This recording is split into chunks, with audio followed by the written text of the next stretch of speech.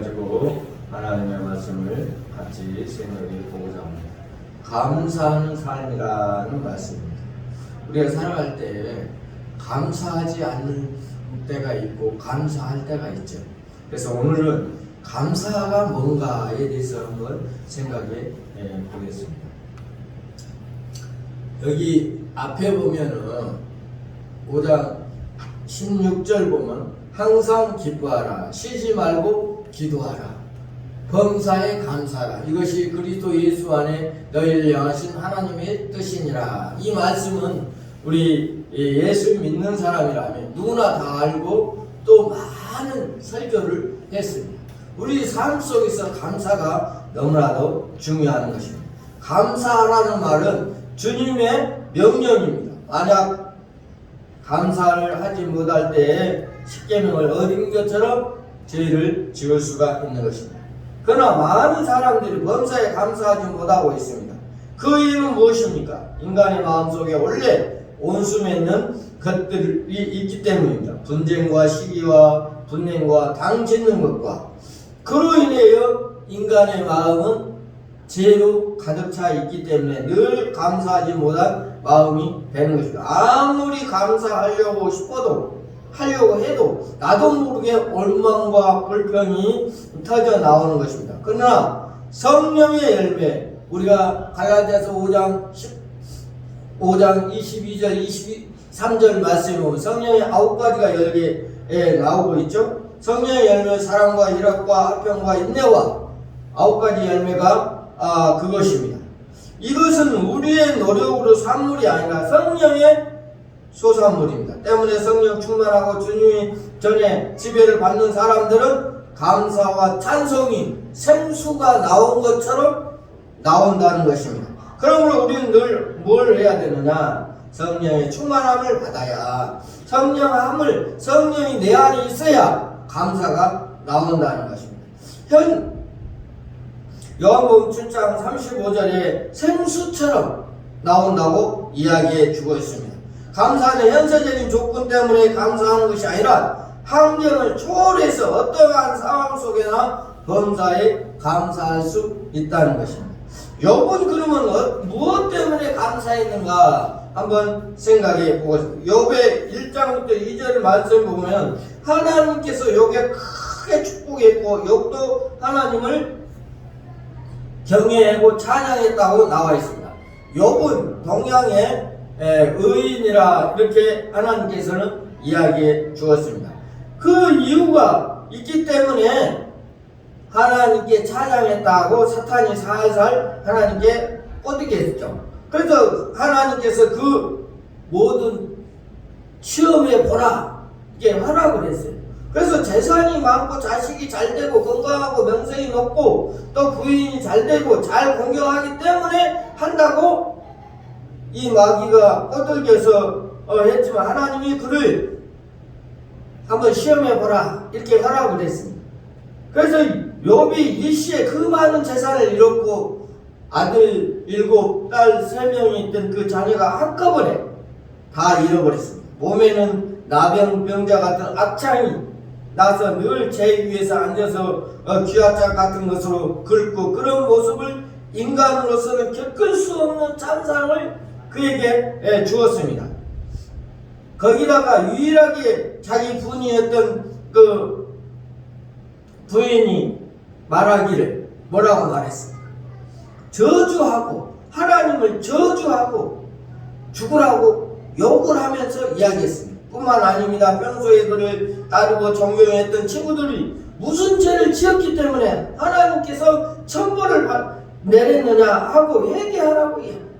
만약 욥이 사탄의 말대로 현세적인 축복받기 때문에 하나님을 경외하고 하나님께 감사드렸다면 이러한 상황 속에서 당장 하나님을 저주하고 목이라도 메고 죽었을 것입니다. 그러나 욥은 하나님을 찬양하고 오히려 감사를 했습니다. 모태에서부터 적신으로 나왔으니 내 또한 적신으로 돌아갈지어다 했습니다. 주신이도 여호와시오 주하시도 여호와시라고 욥 1장 21절에 이야기해 주고 있습니다. 우리가 하나님의 복을 받았으니 이제 재앙도 받지 않겠느냐? 이런 믿음으로 욥은 담대히 나갔던 것입니다. 생명의 근원이신 하나님을 믿는 신앙 때문에 욥의 믿음은 하나님이 우리를 믿는다 하면서 욥이 겪는 시련 속에서도 욥은 늘 감사한 마음으로 감사로 하나님께 영광을 돌렸던 것입니다. 여러분의 삶 속에서 어려움과 고통이 있다고 할지라도 하나님께 감사할 수 있는 그런 마음이 되어야 되는 것입니다. 저도 이번에 베트남에 갔다 올 때 얼마나 고통스러운 고통을 한번 맛보았습니다. 뭘 잘못 먹어서 위에 통증이 와서 도저히 견딜 수 없는 그런 고통이 저에게 왔습니다. 그 가운데서 생각한 게 뭐냐? 말씀을 준비하는 가운데 이 고통이 왔습니다. 욥처럼 내가 감사할 수 있는 마음이 되는가? 한 3시간 동안 토하고 철사하고 무지한 사람이 감당할 수 없는 고통이 왔는데 하나님 십자가에 돌아가신 예수 그리스도, 주기철 목사님은 손톱을 뺀지로 빼고 또 판자에 못을 박아서 그 위에 걸어가라던 그 일제의 그 사람들에 의해서도 주님을 배반하지 않고 묵묵히 갔던 그 주기철 목사님을 생각해 보았습니다. 나의 이 고통을 통해서 지옥을 맛볼 수 있게 해주심을 감사합니다 라는 생각이 들었던 제가 생각해 봅니다. 지옥은 여보나도 더 뜨거운 유황불 속에서 살 텐데, 그것도 저는 한 3시간 정도 고통 속에서 살았는데, 지옥은 영원한 지옥 속에서 살 텐데, 이 고통을 주심으로 전도를 더 많이 하라는 하나님의 음성으로 듣고 저는 감사했습니다. 바울은 무엇 때문에 감사했는가 한번 생각해 보겠습니다. 예수 그리스도로 말미암아 하나님께 감사했습니다. 로마서 7장 7절부터 25절까지 나라는 단어를 32번이나 기록해 두었습니다. 바울은 자신이 무엇인가를 해보려고 노력한 것이었지만 하나님께 기쁘게 해드릴 수가 없었습니다. 죄를 짓지 않으면 안 되고 사랑을 해보려고 해도 애를 쓰고 힘을 써보아도 전혀 할 수 없는 것을 자신을 발견했습니다. 그러면서 오라 나는 공고한 사람이로다 누가 이 사망의 몸에서 나를 건져내리오 라고 바울 사도가 이야기해 놓았습니다. 우리들은 이런 탄식을 해보지 못한다면 주님의 은총 사랑을 모르고 바울의 감사를 전혀 이해할 수가 없을 것입니다. 바울의 양심을 짓누르고 있던 그런 것들은 죄와 사망의 법이었던 것입니다. 이 법은 바울은 끊고 사망을 인도하고 있었던 것입니다. 자신의 힘으로 어쩔 수 없다는 것입니다.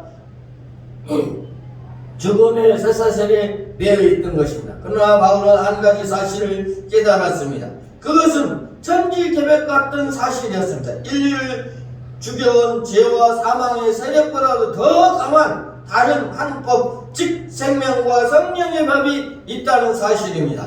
예수 그리스도의 생명, 곧 성령으로 우리의 죄와 사망에서 해방시켜 준다고 이야기해 주었습니다. 로마서 8장 2절을 한번 우리가 한번 읽어보겠습니다. 성경을 한번 찾아보세요. 로마서 8장 2절. 이는 그리스도 예수 안에 있는 성령의 법에 죄와 사망의 법에서 너희를 해방하였습니다. 아멘. 성령의 법으로 죄와 사망에서 해방시켜 주신다는 것입니다. 이 사실을 믿고 의지하는 바울은 이 진리를 확실히 깨닫기 위해서 우리가 성경을 믿는 것입니다. 이 진리를 확실히 깨닫기 위해서 가늠하다 현장에 잡혀온 장려 사건을 이야기해 주고 있습니다. 바리새인들에 의해서 죄와 율법으로 돌에 맞아 죽을 수밖에 없는 그 장녀를 예수님에게 데려왔습니다. 그래서 예수님께 이야기했습니다. 현장에서 잡힌 간음한 이 여인을 돌로 쳐 죽일까요? 이야기를 했습니다. 예수님이 뭐라고 이야기했습니까? 죄 없는 자가 치라 그랬습니다. 그 후에 어떻게 일어났습니까? 모든 사람들이 하나하나 다 빠져나갔습니다. 자기 자신이 죄인인 것을 깨닫고 다 갔던 것입니다. 우리는 모두 다 죄인이라는 것을 깨달아야 합니다.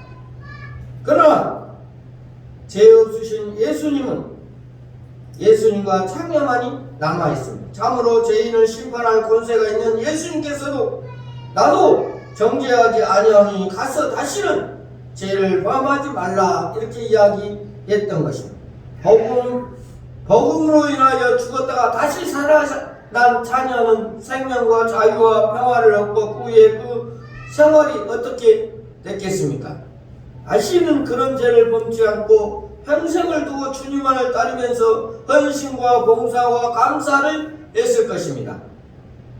이것이 바로 바울의 감사였고 오늘 우리 크리스찬들의 감사해야 할 것입니다. 그런데 그리스도인들은 가치 없는 가현적인 것으로만 감사를 하고 있으니 안타깝기 짝이 없다는 것입니다. 그 이유는 인간적인 그리스도를 만나지 못한 데 있고 죄와 율법의 노예에서 참 자유를 맛보지 못하기 때문입니다. 성령의 능력으로 체험하지 못하기 때문입니다. 로마서 3장 23절에는 뭐라고 말했습니까? 모든 사람이 죄를 범하였음에 하나님의 영광이 이르지 못하더니 이렇게 이야기했습니다. 그럼 24절이 아주 중요합니다. 누가 24절 한번 읽어보세요. 그리스도 예수 안에 있는 성령으로 말미암아 하나님의 은혜로 값없이 의롭다 하심을 얻은 자 되었느니라. 네.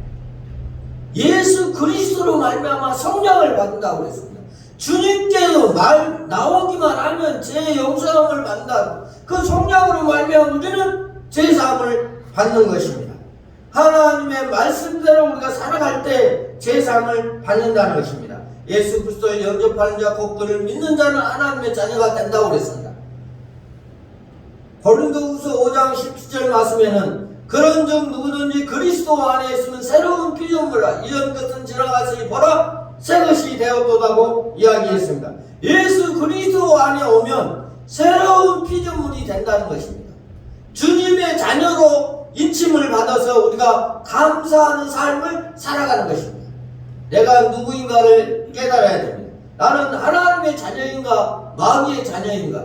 우리가 살아갈 때 하나님의 자녀로 살아가면 어떤 환경과 처지에 있을지라도 감사의 생활이 나올 수가 있다는 것입니다.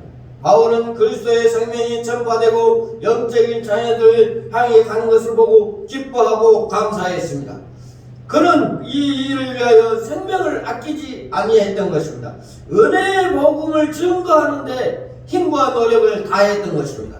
우리도 주님의 은혜에 감사하면서 저 믿지 않는 저 마귀의 자녀들을 하나님의 자녀로 전도하는데 힘쓰는 자들이 되시기를 바랍니다. 사도행전 20장 24절에도 동족들의 복음을 전하기 위해서 자기 자신을 저주를 받고 고난을 받고 또 어려운 일을 당해도 복음만 전할 수만 있다면 감사한다고 이야기해 주고 있는 것입니다. 여러분 자신들이 어렵고 힘들고 어려운 가운데서도 복음을 전하는데 힘쓰는 자들이 되어야 됩니다. 내 어려운 형편, 내 어려운 환경을 따지지 않고 복음을 전하는 일에 힘쓸 때 감사가 나와야 된다는 것입니다. 저주받지 않는 우리 인간들, 하나님의 자녀들을 우리가 늘 감사하는 마음으로 살아가는 저와 여러분, 우리 대림 새생명교회 모든 성도들이 되시기를 바랍니다. 바울은 어렵고 힘든 상황 속에서도 늘 감사하는 마음으로 살아갔습니다. 옥에 있을 때, 감옥에 갇혔을 때도 하나님 앞에 찬양을 하고 기도했더니 온문이 열리는 역사가 일어났다고 성경에는 나와 있습니다. 우리가 어떤 환경 속에서 어떤 어려움 속에서도 주님을 위해서 힘쓰는 자가 되고 복음을 위해 힘쓸 때 하나님께서는 여러분의 마음속에 기쁨을 주고 여러분의 마음속에 감사가 넘치는 성령의 충만함을 받을 수가 있다는 것입니다. 하나님의 뜻을 이루어가는 우리 모든 대린 선생님께 모든 성도들이 되시기를 바랍니다. 인생의 추수기는 무엇을 가지고 왔느냐? 주님 앞에 설 것이냐? 라고 이야기할 수가 있습니다. 양인가 곡물인가 선행인가 업적인가 너희가 손을 펼 때 눈을 가리고 너희가 기도할지라도 내가 듣지 아니한다고 그랬습니다. 하나님의 피로, 예수 그리스도의 피로, 주님의 피로 우리가 제사를 받고 그 예수 그리스도로 우리가 기도할 때 하나님께서는 응답해 주시고 역사해 주시는 것입니다. 내 스스로가 잘난 척 하지 말고 교만하지 말고 겸손한 마음으로 주님 이름으로 기도하며 감사하는 삶을 살아가는 우리 대림 새생명교회 모든 성도들이 되시기를 바랍니다. 우리가 감사절의 의미를 한번 생각해 보겠습니다. 천하보다 귀한 생명을 주신 것은 우리가 감사해야 됩니다. 이 생명을 유일한 피조물, 생명이 아니라 영원한 생명입니다. 이것은 우리가 사방으로 우겨 싸움을 당하여도 싸우지 아니하고 담대한 일을 당하여도 낙심하지 아니하며 핍박을 받아도 버림을 받아도 우리는 거꾸로 뜨림을 당하지 아니할 것입니다. 망하지도 않을 것입니다. 그것은 바로 예수 그리스도 하나님께서 우리를 지켜주시고 있다는 사실입니다. 지금도 어쩌지 못할 귀한 보배입니다. 우리는 이 세상이 마지막이 아닙니다. 저 세상, 하늘나라의 세상이 있다는 사실을 알고 깨달아야 됩니다. 하늘나라의 나라, 천국을 우리가 보장을 받는 것입니다. 그것이 바로 하나님의 자녀들입니다. 우리가 영적인 수학을 우리가 1년 동안 돌아가면서 감사해야 합니다. 1년의 영적 수학이 정리해서 견산해서 하나님 앞에 바치고 주님을 찬양하고 감사해야 될 것입니다. 만약 바칠 것이 없다면 얘기하고 어떤 농부처럼 1년만 참아주세요.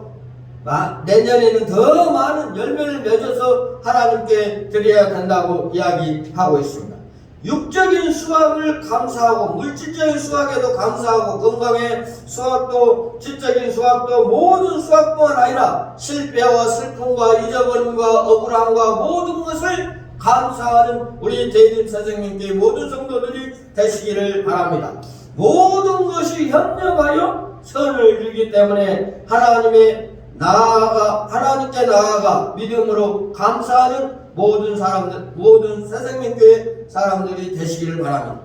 마음으로, 입으로, 몸으로, 물질로 감사하는 사람이 되어야 되겠습니다. 신뢰한 것으로 선물을 받았으니 우리도 주님께 보답하는 것입니다. 감사는 입으로만 하는 것이 아니라 믿음으로, 물질로 표현해야 하는 것입니다. 사도행전 사람들은 그리했고 삭개오도 마리아도 그리했습니다. 신령한 것을 받았으면 물질로 보답하는 것이 당연합니다. 로마서 15장 26절 27절을 다시 한번 성경을 찾아서 우리가 읽어보겠습니다. 누가 한번 성경을 한번 찾아보세요. 로마서 15장 26절 27절. 이는 마게도냐와 아가야 사람들이 예루살렘의 성도 중 가난한 자들을 위하여 기쁘게 얼마를 연보하였습니다.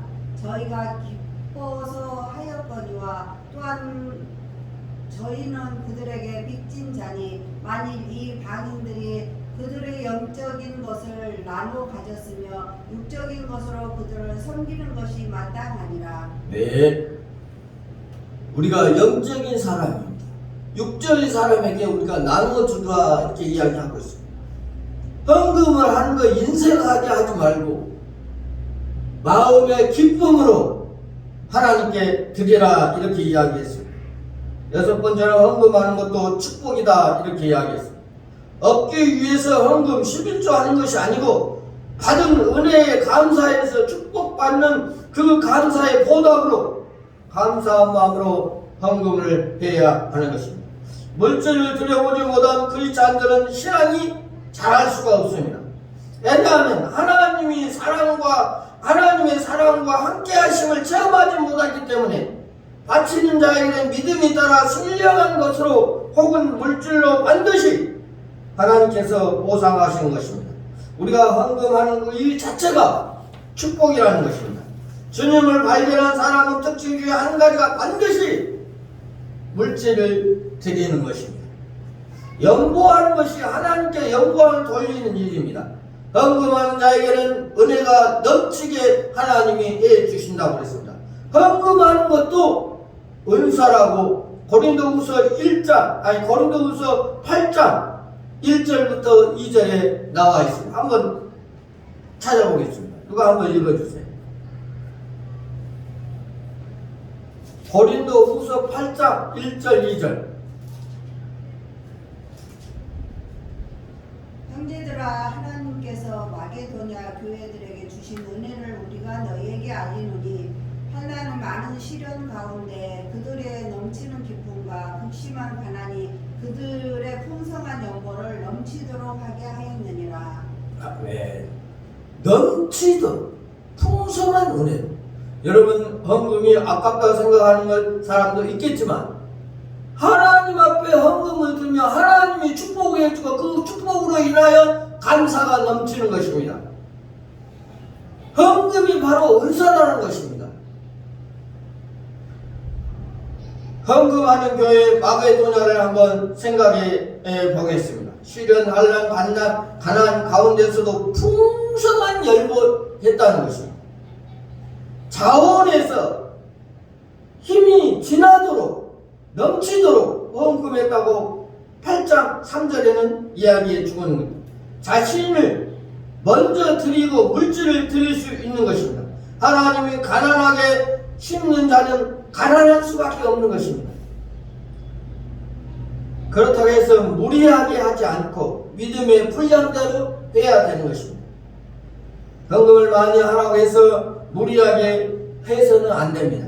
자기 믿음대로 하는데 믿음의 분량대로 우리가 헌금해야 하는 것입니다.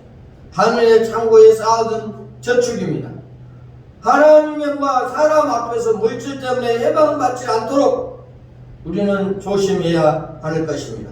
영적인 원리를 많이 거둔 자도 남지 아니하고 적게 거둔 자도 모자람이 없다고 이야기해 주고 있습니다. 내가 바친 헌금이 500년의 역사가 일어날 수가 있는 것입니다.